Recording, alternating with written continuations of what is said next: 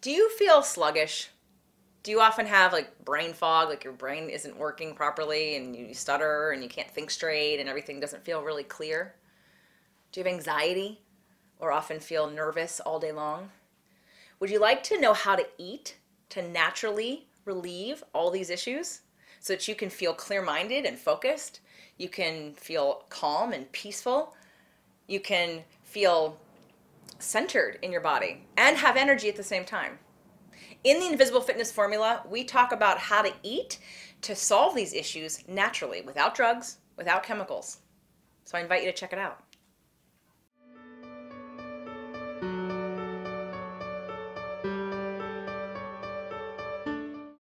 Today's show, all muscles pull, not push.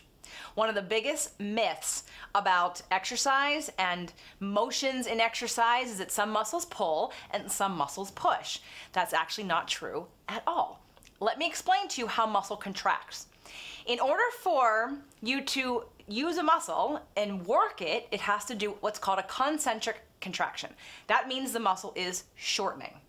So what's actually happening is that muscle is pulling together. So in the case of, let's say, a chest press, which is what most people think is a push, you are pushing weights up. Well, if you're pushing weights up, you're probably not using your chest the best way that you could. You're probably missing a whole bunch of muscle fibers that aren't getting activated because your mind isn't connected to them, because this muscle doesn't push. Your arms may push, but the muscle itself is pulling. So let's go over what the chest looks like and how muscles pull and how they contract. So we're going to focus on the chest for right now. So my pectoralis major originates at my sternum, which is your chest bone. Okay? And it actually has fibers that, just like my hand is doing, fans out over my chest and attaches about right here on my humerus. So this fiber direction looks like this. And as I've explained, in order for a muscle to contract, you have to shorten it. Now, in the case of the chest, the sternum is not going to move, hopefully. And you're going to move this point closer to this point. In order to do that, this has to come closer. So when you're thinking of doing a chest press, most people push.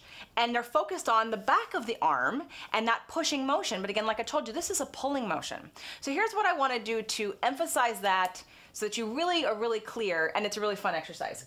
So you're gonna grab a broom or a stick that's not weighted, and I'm gonna explain this sitting up, but we're gonna do it laying down because I wanna be able to explain what you're supposed to be thinking about. So the point of the exercise is to show you that even though you're gonna do this motion, which by the way, would not be a chest exercise while I'm sitting up because gravity pulls down.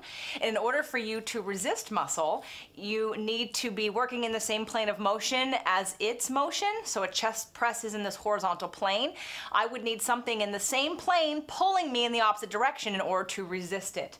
That's what makes it an exercise for the chest. So ladies, when you're in your aerobics classes and you have the weights here and you're doing this, it's not working your chest. You're contracting your chest, but the weight in the hand is a completely different, it's gravity based. And your motion's going like this, they don't line up. Also, I've seen people do crazy back exercises with free weights and they're doing this. Okay, again, my back is pulling in the horizontal plane and gravity goes here. So while the weight's in your hands, you'll feel it in your bicep, you're not getting any of that resistance in your back. So just to make sure we're clear that don't do this sitting up, do it laying down. So you're gonna do this motion of like a chest press with a bench, or a bench press with a barbell. And you're not gonna move your hands. But on the first three of them, I want you to pretend that you're moving your hands close together as if you're sliding them together, or you're gonna break this thing in half by pulling in.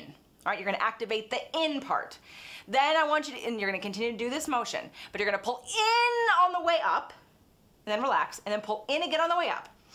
After you've done it 3 or 4 times, now we're gonna reverse it. You're gonna pull out as if you were pulling in out towards the ends of the stick or end of the broom.